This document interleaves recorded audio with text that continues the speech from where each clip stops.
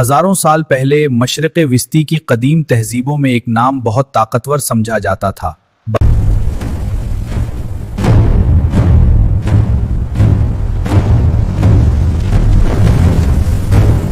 آج انٹرنیٹ پر اس نام کے ساتھ کئی کہانیاں جڑی ہوئی ہیں۔ کچھ اسے خفیہ طاقتوں کی علامت سمجھتے ہیں۔ قدیم زمانے میں بال دراصل ایک دیوتا کا نام تھا۔ بال کو عموماً بارش، زرخیزی اور طوفانوں کا دیوتا سمجھا جاتا تھا۔ کسانوں کے لیے بارش زندگی کا سوال تھی، اس لیے وہ بال سے دعا کرتے تھے کہ زمین پر رحمت برسے۔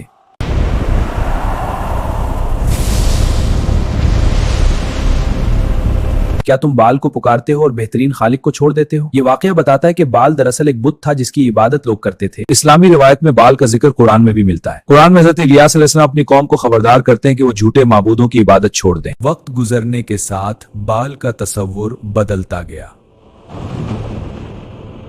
قرون وسطی کے یورپ میں جب جادو اور شیطانی علوم پر کتابیں لکھی گئیں تو بال کا نام بدل کر بال یا بیل کر دیا گیا۔ آج سوشل میڈیا پر بال کے بارے میں بہت سی حیران کن کہانیاں گردش کر رہی ہیں۔ اسلامی روایت میں بال کا ذکر قرآن میں بھی ملتا ہے۔ کچھ لوگ دعویٰ کرتے ہیں کہ بال آج بھی خفیہ طاقتوں یا عالمی رسومات سے علامتی ہیں۔